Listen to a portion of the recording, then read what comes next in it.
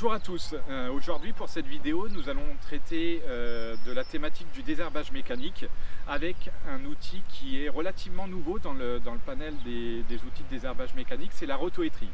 Donc la rotoétrie avec finalement un système qui est entre la RC-trille et puis la houe rotative avec un mouvement rotatif en fait des dents. Donc au niveau du déroulé de cette vidéo, comment ça va se passer? On va avoir tout d'abord la présentation d'un agriculteur et notamment de ses habitudes en fait de travail par rapport à ce matériel qu'il a acquis. Ensuite, on regardera les présentations des différents constructeurs. Avant ça, on va commencer par une présentation de Pierre, notamment sur l'aspect leviers qui vont être complémentaires au désherbage mécanique. Oui, bien sûr. Bonjour Émeric, bonjour à tous.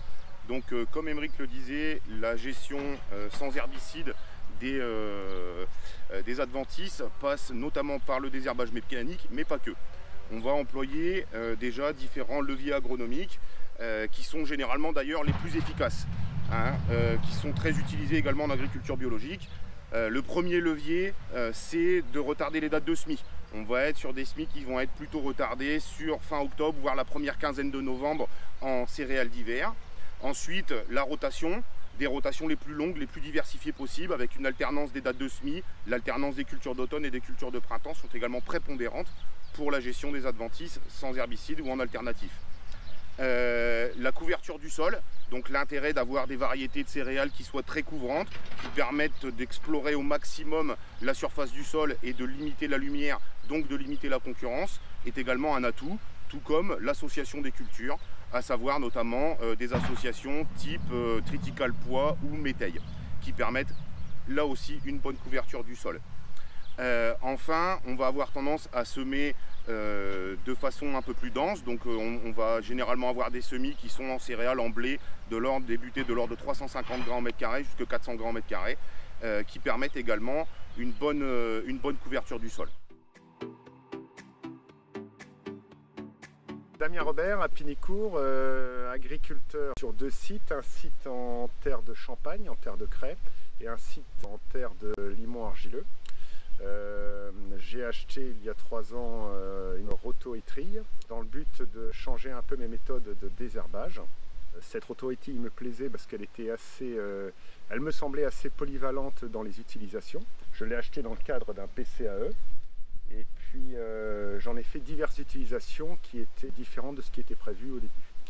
Donc je suis agriculteur principalement à titre conventionnel et une partie en bio. Cette rotoétrie, je l'utilise principalement sur 3 cultures. Donc sur mes désherbages bio, ces dernières années, mes 2 parcelles qui étaient en bio étaient en luzerne. Mais avant, j'étais en triticale pour une partie et en avoine pour une autre partie.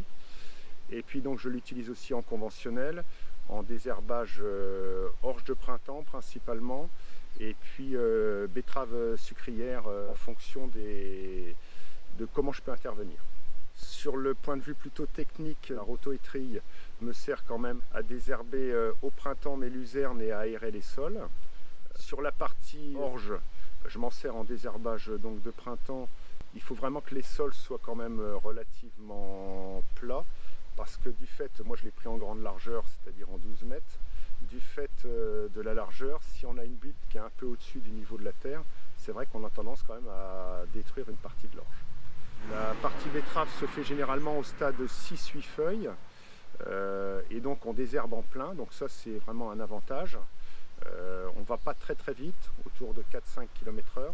La difficulté quand il y en a une, c'est vraiment d'être au bon stade de la betterave, puisque si on a des champs qui sont un peu hétérogènes, qui sont à 6 feuilles et puis d'autres à 10 feuilles, sur les parties 10 feuilles, ça commence à être un peu plus difficile à passer, on a tendance à arracher. La rotoétrie inbox sur les faux semis est vraiment impeccable, puisque quand vous passez 8 jours après avoir préparé le sol, vous détruisez quasiment 100% des herbes qui sont présentes.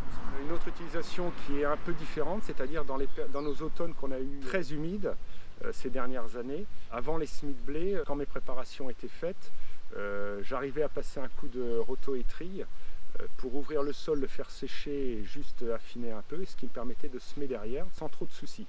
Donc ça, c'est vrai que c'est pas dans le manuel de la rotoétrie, mais c'est vrai que ça a un gros avantage, surtout qu'on passe, dans mon cas je passe en grande largeur, donc c'est vrai que ça va relativement vite à ce sujet-là.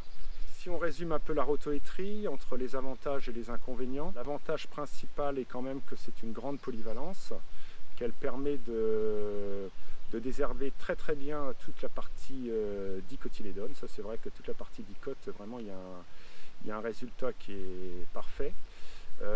L'inconvénient est peut-être sur la partie graminée, où c'est quand même difficile en fonction des périodes d'utilisation d'avoir toutes les graminées, ça c'est quasiment impossible, mais d'avoir plus ou moins de graminées détruites en fonction de la taille des graminées. Ça, c'est vrai que c'est la partie un peu difficile. Sur l'aspect général de la machine, c'est vrai que c'est une machine qui me convient. Simplicité d'utilisation, et donc qui va relativement bien dans une nouvelle démarche agricole de réduction des phytos, puisque on arrive à réduire sur certaines cultures les phytos, de gagner un passage. En désherbage betterave, on peut gagner un passage, en désherbage orge, on gagne carrément un passage.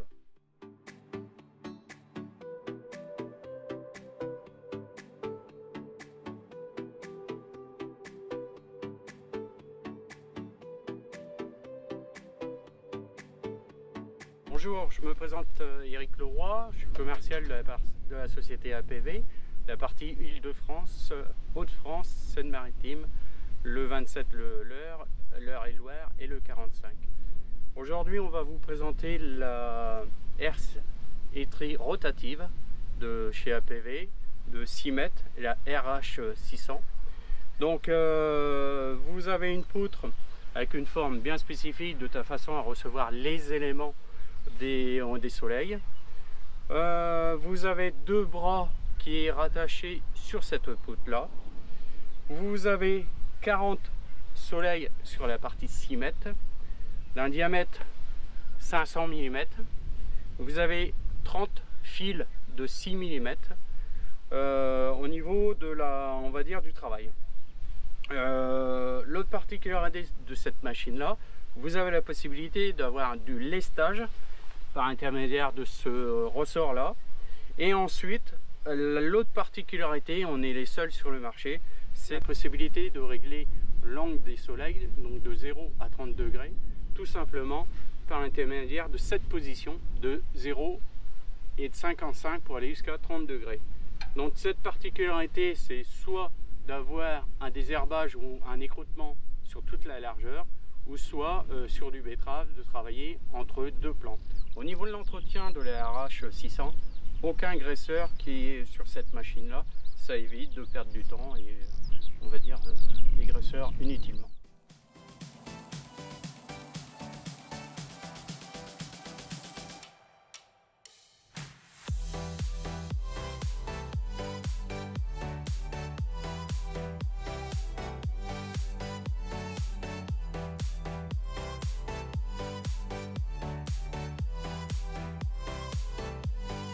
Bonjour, je suis l'inspecteur commercial pour le Grand Est pour la société Heinbock. Heinbock est une société autrichienne qui est spécialisée en désherbage mécanique depuis les années 30.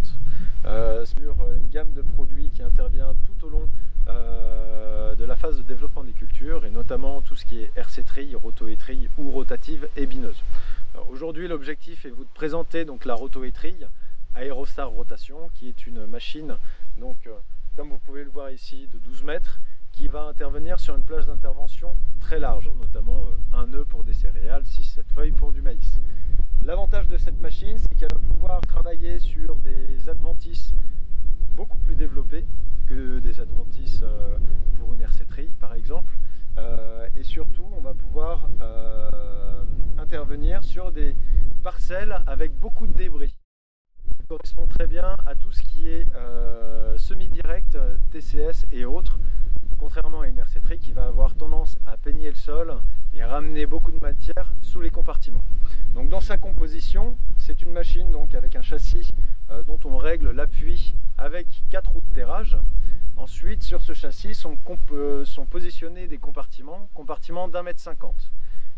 Sur chaque compartiment, vous avez 10 étoiles qui vont travailler sur 15 cm de largeur. Et la pression de chaque compartiment va être gérée indépendamment. Et elle va se compenser en fait de compartiment en compartiment sur 12 mètres par des vérins hydrauliques. Chaque vérin va tendre un ressort de pression et ensuite chaque étoile va travailler indépendamment car chaque étoile est montée sur un bras indépendant qui est fixé à un axe pour avoir un meilleur suivi de terrain. Toutes les étoiles de côté droite et côté gauche sont inclinées dans un seul sens de manière à ne pas avoir de déport de la machine à droite ou à gauche. C'est pour cela qu'on a installé une double étoile au centre de la machine pour travailler l'espace non désherbé. Donc la pression hydraulique se gère directement de la cabine. Pour avoir une meilleure visibilité, il y a une barrette juste derrière moi qui est un indicateur qui va de 1 à 5, sachant que 1 est le minimum, 5 est le maximum. Pourquoi est-ce qu'on a installé ça? Parce que en fonction des structures de sol, mais également du développement racinaire des cultures, on va donner plus ou moins de pression, plus ou moins de vitesse pour travailler au mieux et justement ne pas trop abîmer la culture de manière à avoir des bons résultats sur la fin de l'année.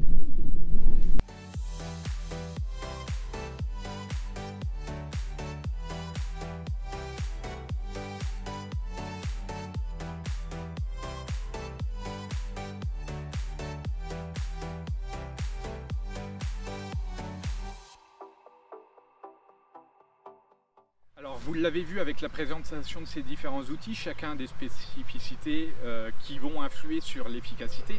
Mais ce qui est le plus important pour tous les outils de désherbage mécanique, c'est des paramètres clés tels que les conditions météo.